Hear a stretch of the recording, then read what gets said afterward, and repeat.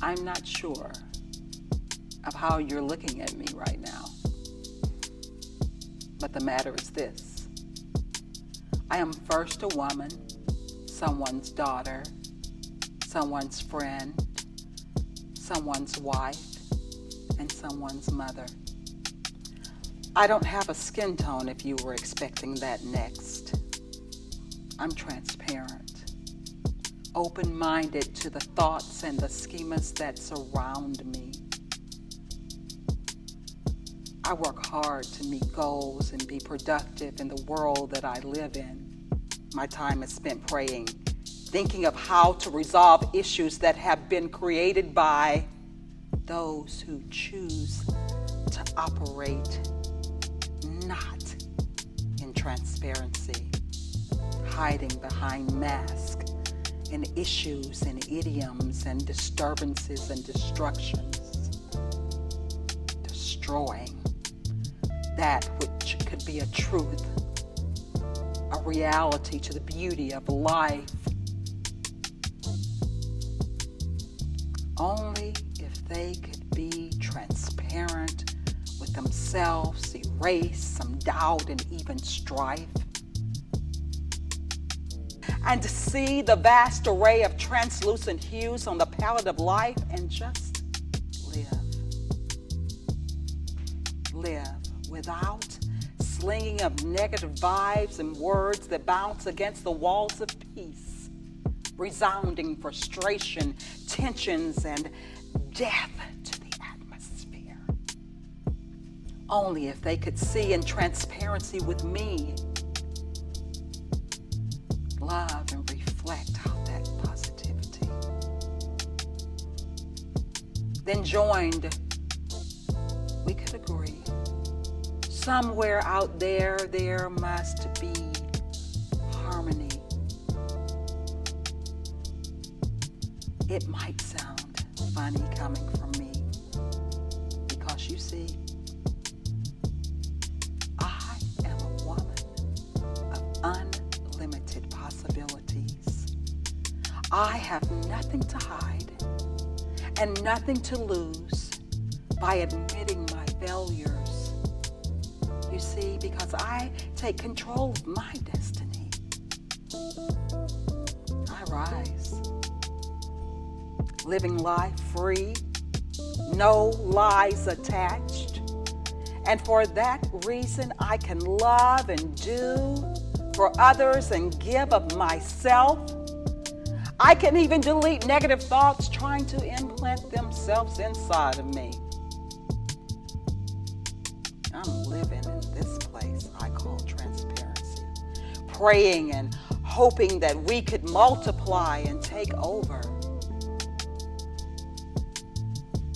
casting down imaginations that exalt themselves against the knowledge of God.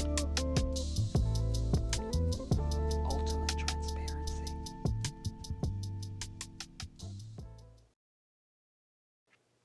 What do you do when you don't know what to do? What do you say when you know you ought to be saying something?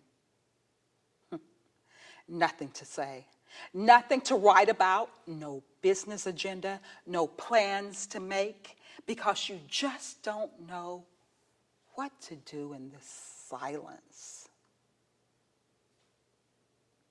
Silent. Could this be a good thing? Not knowing, just being. Just silence in the middle of the masking of the storm after storm after storm after storm. Listening, trying to hear, trying to see, trying to feel, and you can't feel nothing.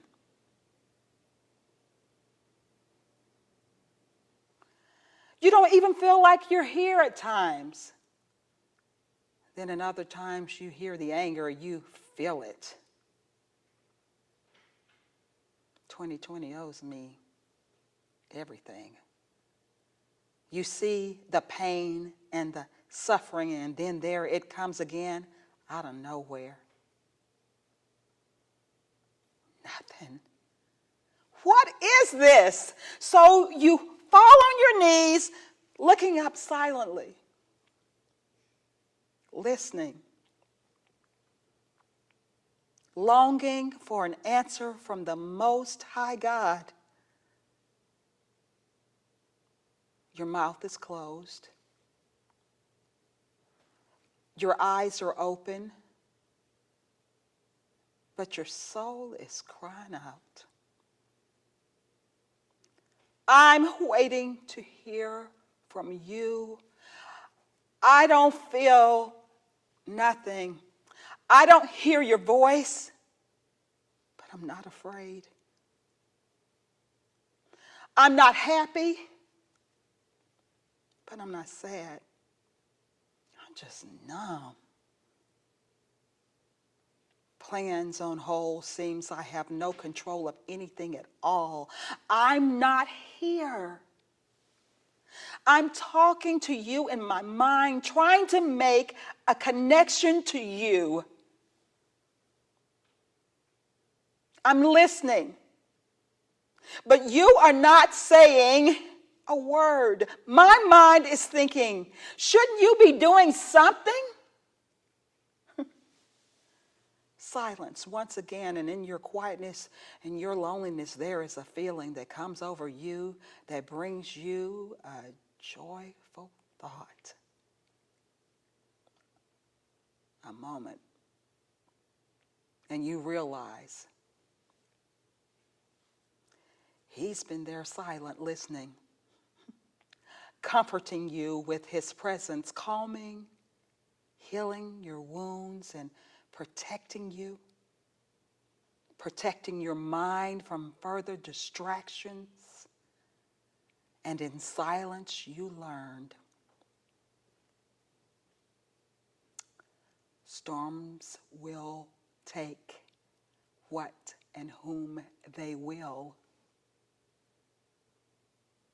but God will rearrange and reassign. And when you open your eyes in the comfort of his arms, you can just be there. Everybody's been there. Everybody will experience there. Try telling someone something about what you're going through, and you know what they say? I've been there. Try crying your eyeballs out to your mama, your aunt, your grandmother, your friend's mama. And what do they say? I've been there. I've been there. Seems like there would have been destroyed by now. I mean, the demolition team just ought to straight up demolish there, as far as I'm concerned. On the real side of pain, who wants to hear I've been there when you're hurting? There seems to be in a distant place by itself, sounding lonely, but there has plenty of company. There has plenty of unanswered questions and whys and why me and tears and scars and pain over there. I'm just being real. There almost took me out. It hurt. It was uncomfortable. It was scary. It was terrifying and broken there. I stayed in there so long, chained up in there, that I didn't even realize when I had stepped into here. I was followed by goodness and mercy every day. I heard them talking to me and comforting me, but it seemed so far away. Grace carried me through. Grace carried me through.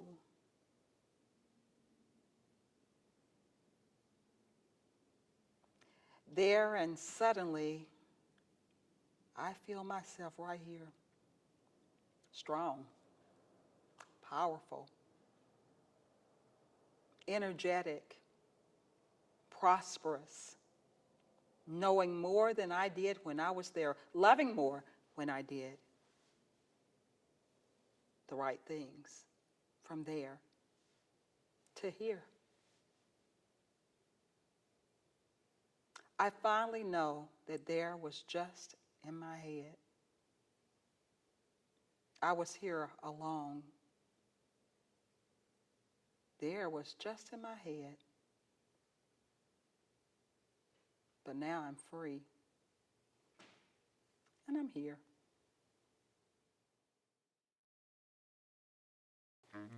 Systems.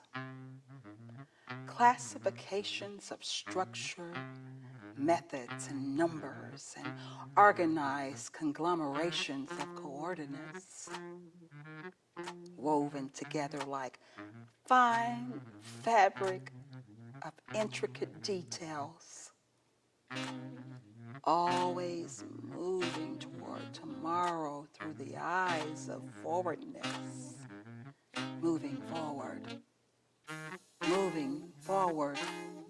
this way. Fully focused forward, operating from both the left and the right side of the system that he put within me called my brain. My organization station propelling me to receive honors of high degree no matter what the task.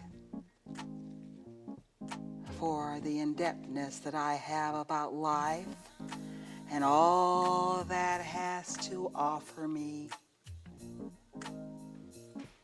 I am often asked, you do so much.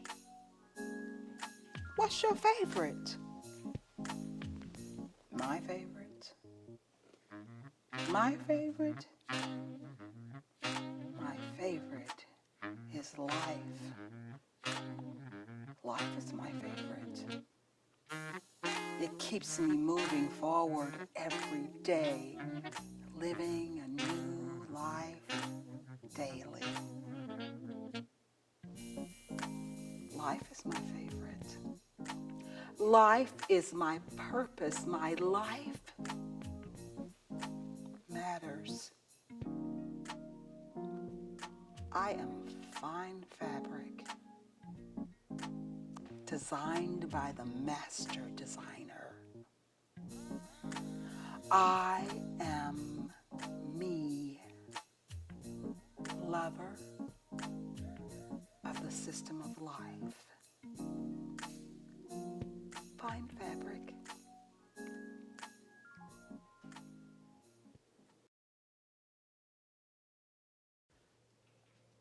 Legacy. I see you strong, only strong. I see you pressing on forward motion, pressing up and out, singing a victory song, strong. Bountiful blessings accumulated from words of wisdom, prayers and conversations of greatness spoken to your innermost ear. You have an ear to hear Legacy's voice calling you. You have an ear to hear Legacy's voice calling you to be great, triumphant, for all to see and follow. Your steps are hard to mimic, as they're not meant to be carbon copied, but manipulated with minor variances to enhance the original order, Legacy's order. In one's own unique way, you're moving with power, power like the force of a mighty wind. You spin. You spin into directions of unheard of stories and songs and revelations and only minor interruptions because you hear Legacy's voice calling you to leave an impact, a giant imprint on the world. Wasted time is not a part of your natural being because you have to nurture your legacy song. I hear legacy in your voice, singing and speaking demonstrations of peace, joy, and resolutions of hope, standards that lift up when your mouth speaks. You're speaking. I hear you speaking wisdom words, words that you have received from the original 42 generations, leading up to that holy night when all the world stood still, knowing Legacy the Christ had arrived. Yes, he has come, and he will live on and on through your legacy song.